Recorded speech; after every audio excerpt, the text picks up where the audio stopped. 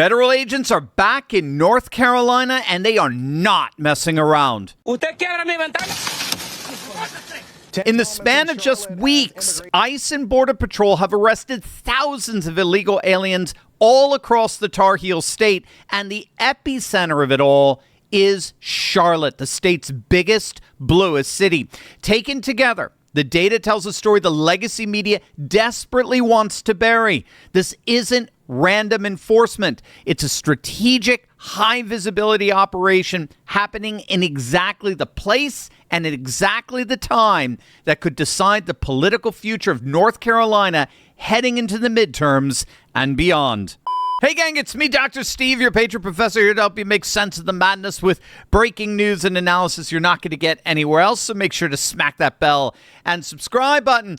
North Carolina has become ground zero for the Trump administration's mass deportation push, and the numbers back it up in a big way.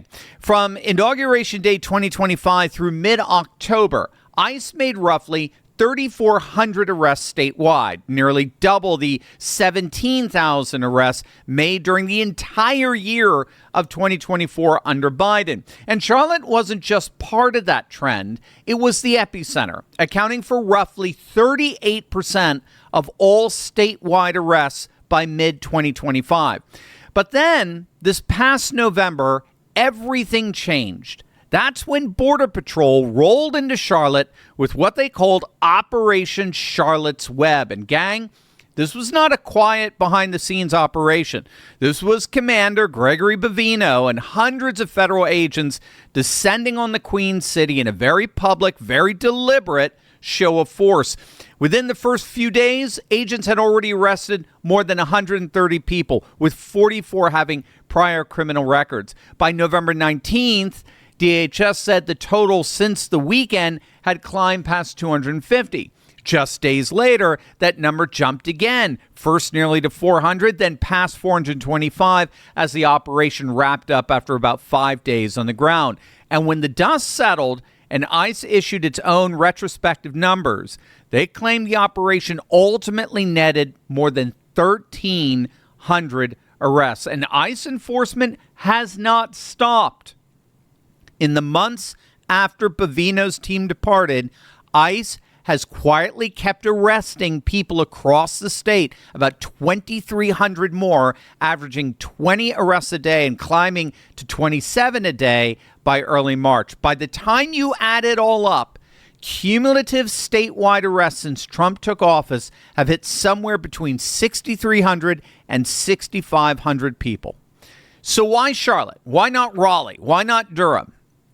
Well, it turns out Mecklenburg County, that's Charlotte's home county, has a foreign-born population of 200,000 people. And get this, 62% of them are non-naturalized, meaning they're not U.S. citizens. Now, zoom out to the broader Charlotte metro area, and you're looking at an estimated 328,000 foreign-born residents, 59% of whom are non-citizens. For years, international migration was the dominant driver of Mecklenburg's population growth, at one point running 9 times faster than domestic migration into the county. That's an entire county being demographically reshaped year after year, largely by people who are not here legally or who arrive through channels that this administration rightly considers broken. After this operation, that pattern has already collapsed.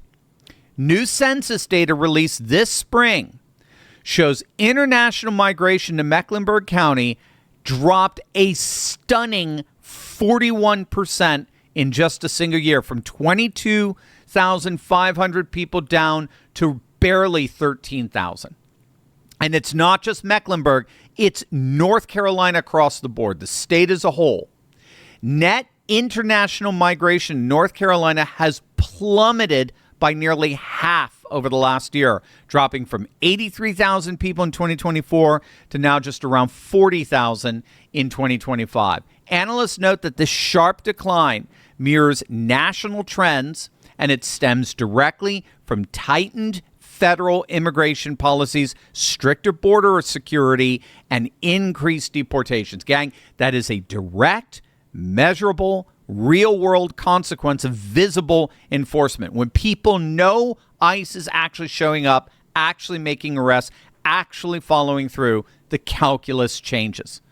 That's not a coincidence. That's deterrence working exactly the way it's supposed to. But it's the political ramifications of this enforcement that promise to be the most consequential of them all. North Carolina is one of the 7 major swing states. It voted for Obama, for example, in 2008. And Democrats believed that they could permanently flip the state blue for the foreseeable future, largely through these demographic changes. But this massive deportation operation is doing the exact opposite.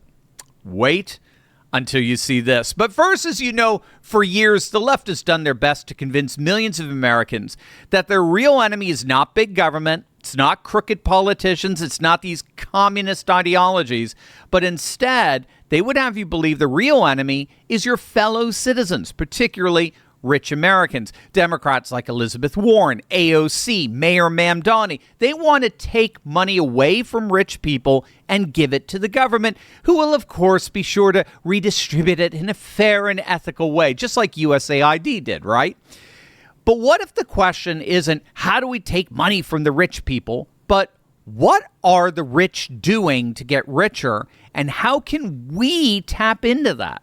Well, that's the question a good friend of mine, Mark Wilburn, has been asking for nearly 20 years. Mark is the president of NEOS Capital and the author of the book, Understanding the Matthew Effect, Unlocking the Mystery Behind Why the Rich Get Richer. Mark is hosting a free live training this coming Thursday and Saturday called the Freedom Trading Summit, where he'll show patriots just like you how to reclaim control of your family's wealth from Wall Street and the government. Mark's stock picks and training have helped listeners not only beat the market, but in some cases 2x, even 3x the market returns. The last time Mark hosted one of these events, we had so much positive feedback from our listeners that we asked if he would do another. People like Bert, who after attending one of these events, went on to make nearly $25,000 on a $70,000 account in just 6 weeks. He even sent over these statements to prove the legacy media is lying and that patriots really are prospering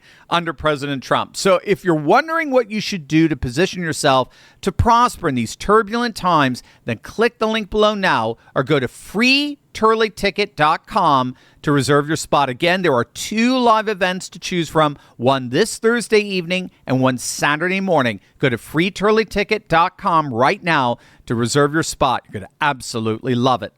To the horror of Democrats, North Carolina looks as if it's about to lose its status as a swing state and join the increasing number of solid red states in the making of a permanent Republican majority. North Carolina has voted Republican in 11 of the last 12 presidential elections. Trump carried the state again in 2024 by 3.3 points.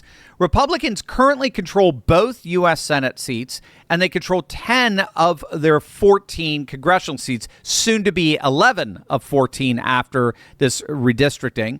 They control both chambers of the state legislature and both the state Supreme Court and Court of Appeals. So this is functionally a thoroughly Republican state. But here's the twist.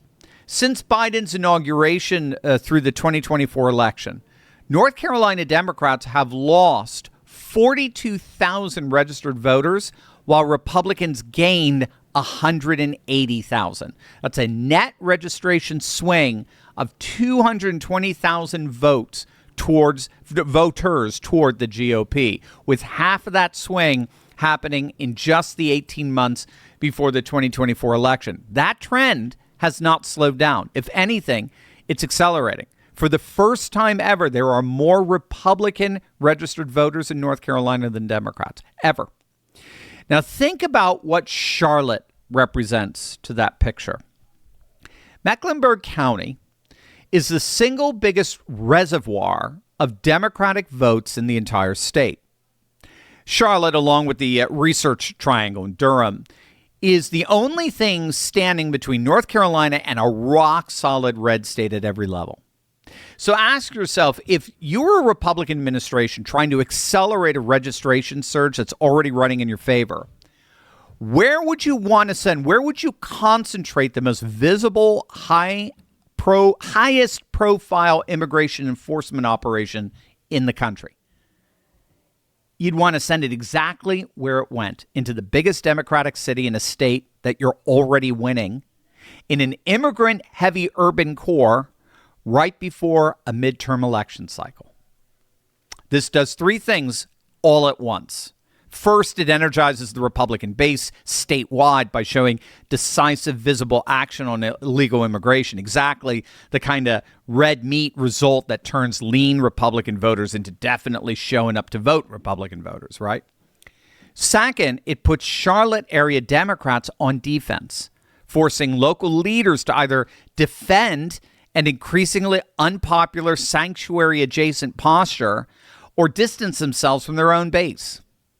And then third, and frankly, this is the sneaky part, it directly targets the demographic and population growth engine that's kept Mecklenburg competitive for Democrats in the first place. Remember, immigration-driven growth is now down 41% in this county already. Every non-citizen who self-deports, every family that decides Charlotte it's not worth the risk anymore, is one less potential future Democrat voter, one less person driving up that Democratic turnout ceiling that Charlotte has always fallen short of anyway.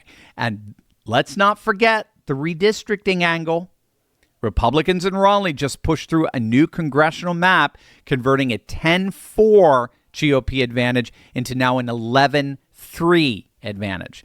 Combine an aggressively redrawn map with an immigration enforcement operation that is actively deterring growth in the state's most Democratic county, and you have a two-pronged strategy. Shrink the denominator of potential Democratic votes in Charlotte while simultaneously making the district lines even less favorable for whoever remains. So where does this leave us heading into the midterms? This is the blueprint. This is the blueprint for every single state in the country, literally. Target the biggest blue city in a red trending state. Enforce the law visibly and aggressively. Watch the deterrent effect shrink the opposition's demographic base, and then let the registration numbers do the rest. Love it or hate it, that's the strategy that's playing out in real time in the Queen City and the Tar Heel State. And the results speak for themselves. North Carolina is now more Republican than it has ever been before in its history.